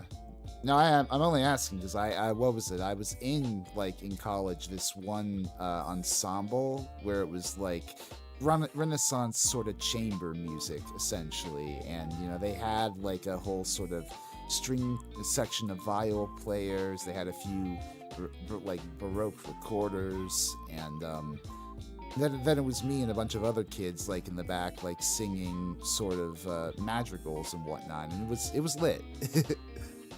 That sounds really cool, actually. Did you sing in Yeah, yeah. the actual Baroque A? So Uh, 445? uh it might have been. I don't know. I didn't know anything about like what temperaments they were doing or like what they were tuning to or anything, but it was just like it was a lot of Purcell, I think, a lot of other like early sort of Renaissance polyphonic stuff. I don't know what tuning they used at that Mm, time. yeah, no. Renaissance classical music is really interesting because it's before they really laid a lot of the ground rules in classical, but it like a lot of this really cool, really powerful melodies are still in there.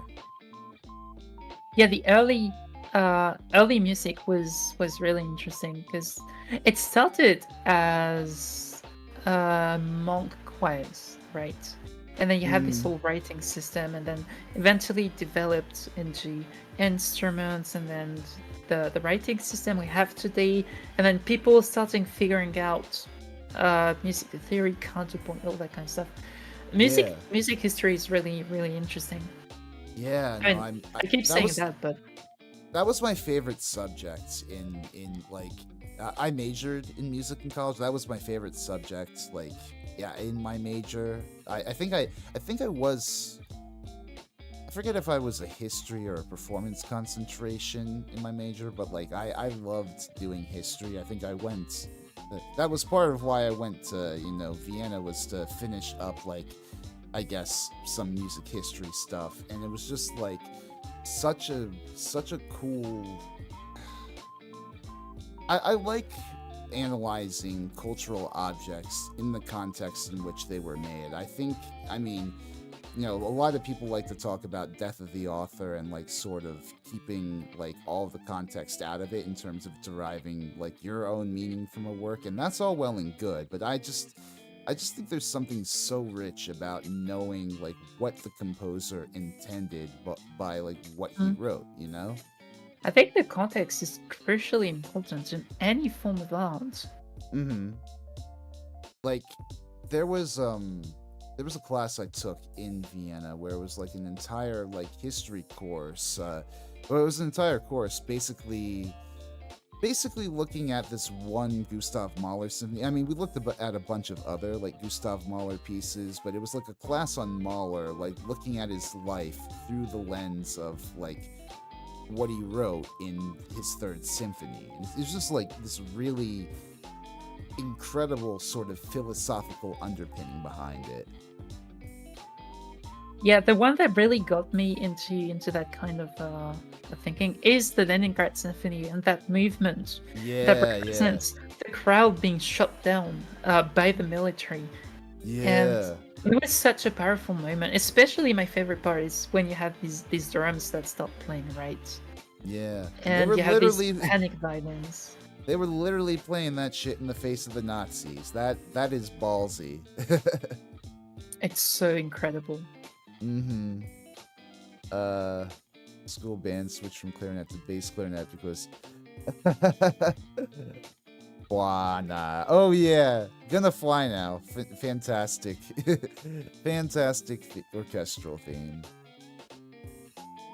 I mean, Uh, when you're a woodwind player, you'll most likely have to have this side instrument, right? So flutists are gonna have the piccolo, oboists are gonna have the cor anglais, as they call Mm-hmm. it in English. Oh yeah. Clarinetists are the bass clarinet. There's a contrabassoon. So Mm-hmm. you always have this side instrument that you need to know how to play. I don't think any of the other uh, instrument families do that. So when you're a violinist, you play the violin, you don't touch the viola, and also Yeah. viola jokes. But so this is unique to the woodwind family, I think. And Yeah. by the way, as a bit of an apartheid, this is the reason why there are some instruments that are transposing, is so that the fingering would be consistent across the woodwinds, and players would be Right. it would Right. be easier for players to play an instrument after another. Mm-hmm. Yeah. To your point, like I don't know. Like I guess it's you can. I guess other percussion instruments are kind of small scale, like drumming, or at least that's how I always kind of try to picture it. You know, whenever I play a percussion instrument, it's usually nothing more simple than keeping time. Yeah. On the on um, the instruments, yeah, on the strings, for example, because that's what I'm familiar with. You can't switch from the violin to the viola like 1 to 1, because the distances for each note on the yeah, neck of yeah, the viola is going to be different than the one you have on the violin. So you need to adapt and you need to learn. yeah. The neck's slightly longer, right? Yeah, Mm, and also the bowing is going to be different because the instrument is heavier as well. right. Yeah, yeah. And then you have to read an entirely different staff of music too. Like, don't they? Isn't Yeah. there like a yeah, yeah. It's the treble, not treble, Yeah, the treble the clef, alto treble clef. clefs. Treble is for violins, and the alto clef is like the violas. I'm not good at reading. I can read treble and bass clef really well, but the the alto clef not so much. Yeah, I I used to probably I used to be able to read, I guess, bass clef pretty well. I mean, I'm sure if you lay me down and sit me down with the acronyms that I learned, back in music theory, I probably could pick it up again, but I've lost a lot of my music reading skills. I used to be pretty good at sight singing. Sight singing is a thing. I can't do that well, but I'm not very experienced in singing yet. Yeah. Eventually, I learn to do that.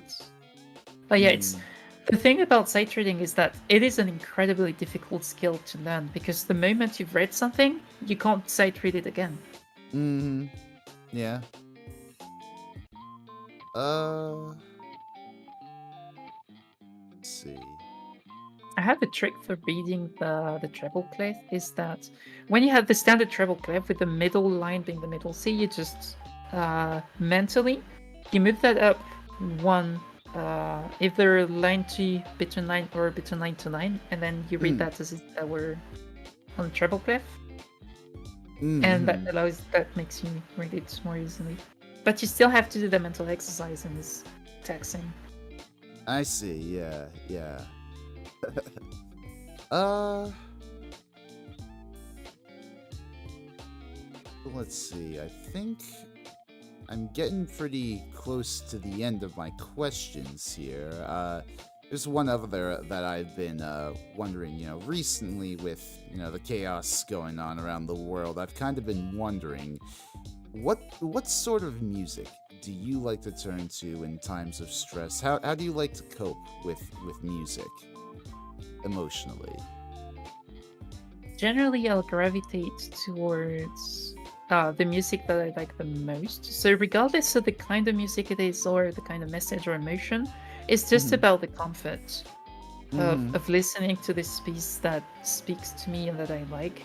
So, for Mm-hmm. me, it's going to be The Waltz of the Flowers, there's going to be Poison, there's going to be Vivaldi Concerto in A, Vedro con mio diletto, there's Bach. So, it's all about going somewhere comfortable and not dangerous, essentially.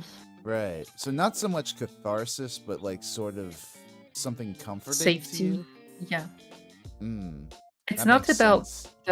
the emotion of the music. It's more about the safety of where knowing the music and something that I like.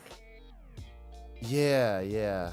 That I definitely relate to that. I mean, I guess it depends on the situation too sometimes, because sometimes I like just like crying my eyes out. Other times I need something completely to pump me up, to get me feeling angry and all Hmm. that sort of stuff. I do have some specific music for Solution, for example. When I play games, particularly Throne and Liberty, which is the game I've been playing the most recently, uh, Which game? it's just Hellstorm. Throne and Liberty, Oh, the okay. MMO.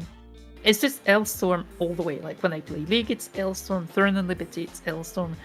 The something about Hellstorm that really gets me going when it's so epic and so powerful. Hmm. Yeah, yeah. I can relate to that.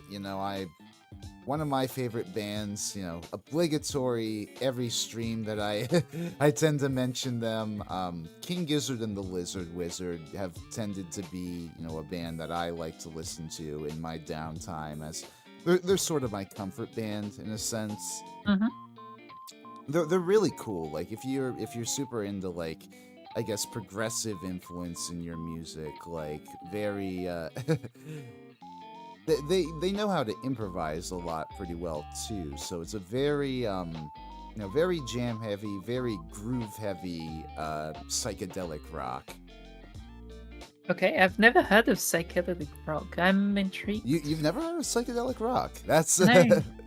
it's a fucking it's my favorite genre of music personally. Just all the sort of sonic textures that you're able to create with like with electric guitars, with electronic instruments, with I don't know, just it's so much creativity. It's probably the peak of, I don't know, in my personal opinion, probably the peak of rock's artistic creativity. Man, rock was about that creativity, right? Originally. Yeah, I mean, I don't know. Rock music has had a long and storied history. It started out Yes. as started out as something for something that black musicians made, and then Elvis appropriated it, and then the Beatles separated it even further, and there's a lot there, but it was. I do think at its core, rock music should be about rebellion, about freedom, about you know putting together something that you're proud of, a work of art that you're proud of. I mean, ultimately, I think you can apply that to music in general, right? Yeah. At least that's certainly the approach I try to take when I write. Outside of the consideration of commissions and storytelling and all that kind of stuff, it's all about doing Yeah. something that you enjoy and you're proud of. Yeah, that is true. Yeah. I mean,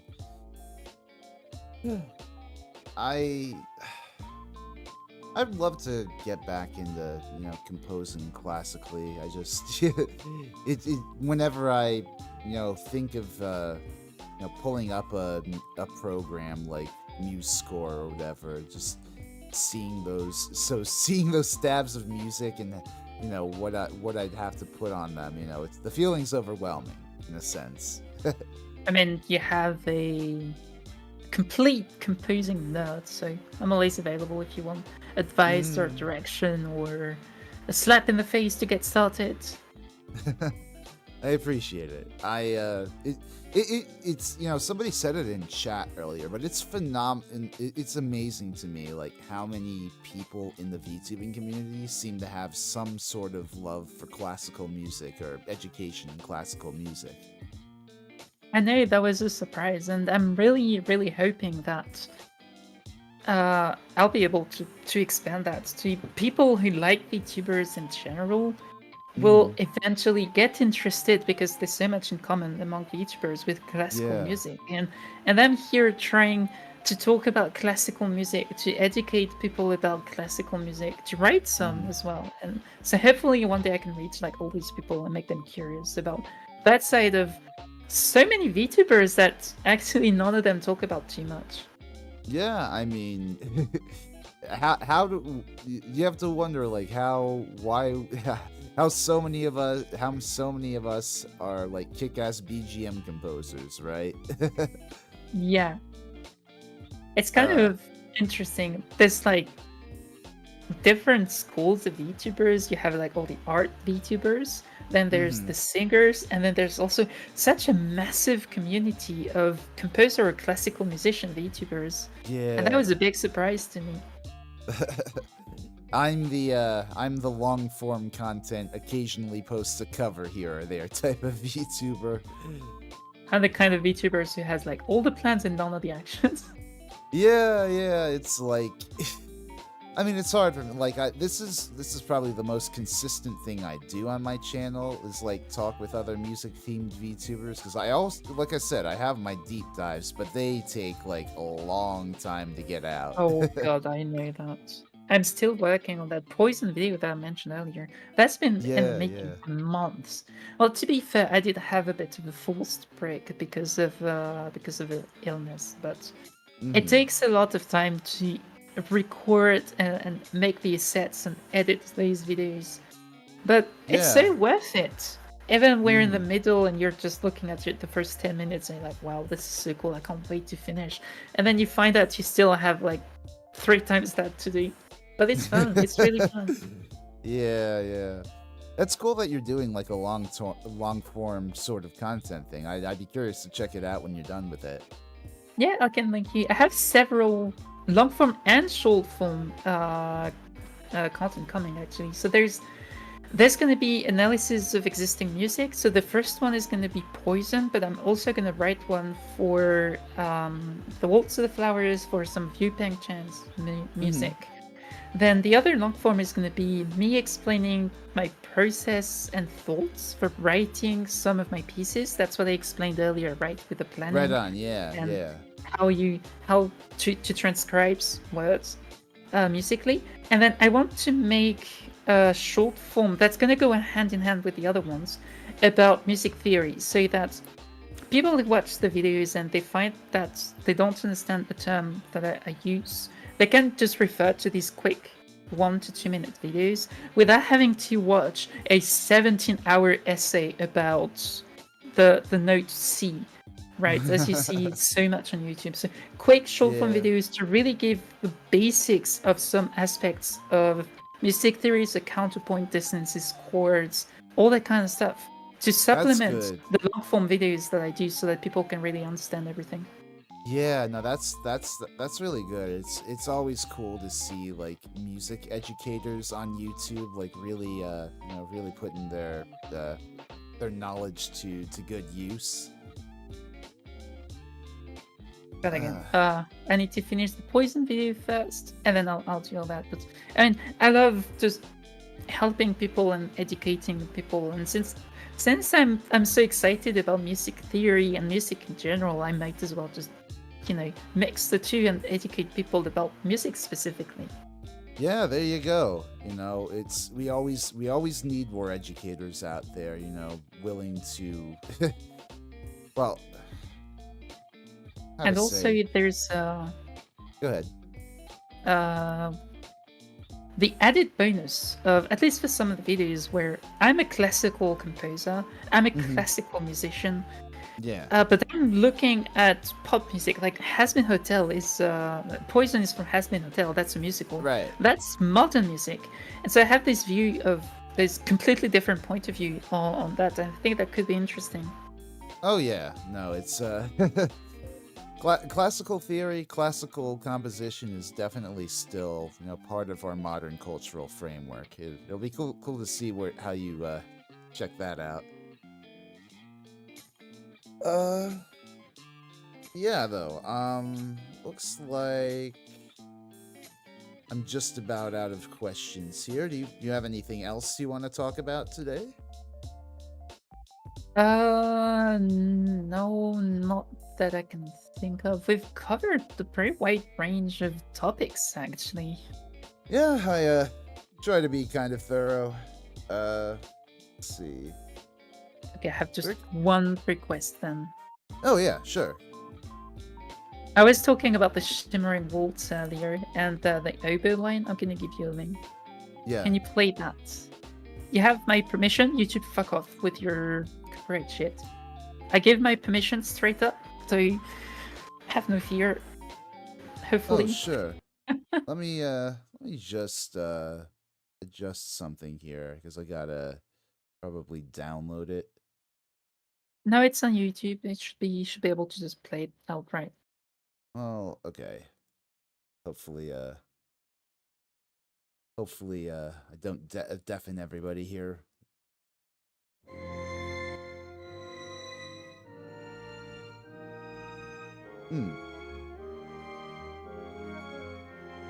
So this right here, yeah, everybody, is Sidonia's Shimmering Waltz in F minor, Opus 18.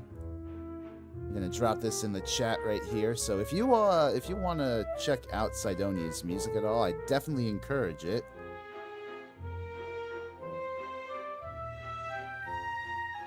Where can Sidonia? Where can people best find you? On YouTube or? I stream on Twitch. This is where I'm most of the time, and then you can find me on Twitter and Blue Sky. And for music, it's YouTube. Okay. Let me drop your Twitch, I guess, or I don't know. Do you want me to drop your YouTube because that has your music, or? You can drop whichever. They all link to one another. Oh yeah. Okay. Well.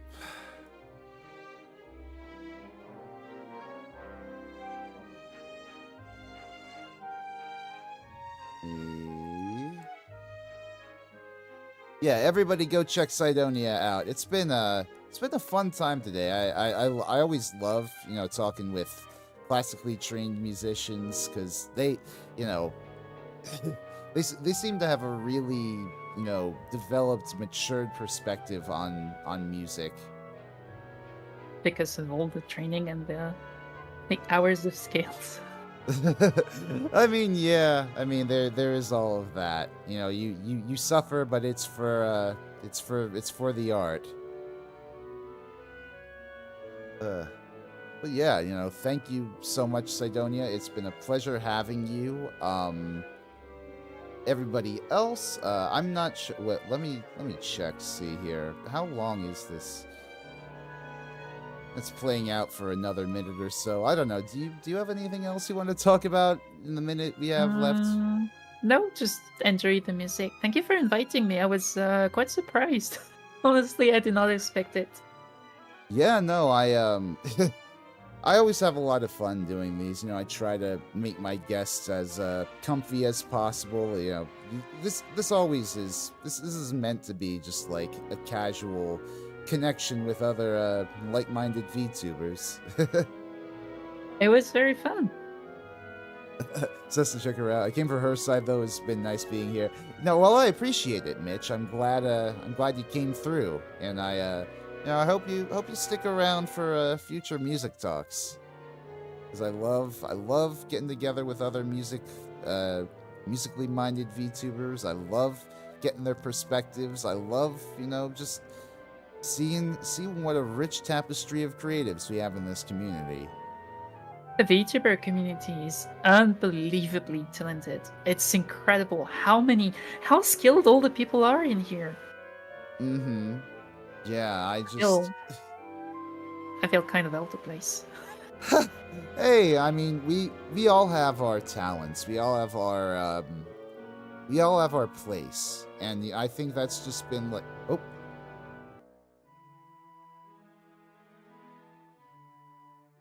Oh my God! Wait. I feel like I was just overlapping two different musics, and oh my God! I'm sorry if that happened on stream, but the link to the actual piece should be in the chat. So if you want to check it out, check it out, y'all. Otherwise, thank you all so much once again for tuning into my stream today. Yeah. I'm not sure what is it. Next thing I'm doing is the King Crimson discography tier list finally. So hopefully, hopefully I'll have more news about that in the future. I'll probably be trying to do some work on that tomorrow. So, or tonight. I don't know. It depends. Got some things that I'm doing tomorrow afternoon. But, otherwise, I'll definitely talk to you guys again real soon. I've got another guest lined up for next week, so thank you as usual for tuning in today, y'all. Actually, before we go, I've actually got an audience here. We can probably dump ourselves off somewhere here. Let me see if I can redirect us. I was not aware that you could rate on YouTube. Yeah, no, they've had the function for a little bit. Let me see if we can. Let's go to Idri Viridis of V-Formeri. Okay, y'all. Well, if you're sticking around, if you're coming with me into the raid, you can type this message in chat. Cat raid. But otherwise, if not, thank you guys once again for tuning in tonight. I've been your host, your lazy orange catboy, music spinning storyteller, Rezi Orenji, and I will see y'all next time. Bye-bye. Bye.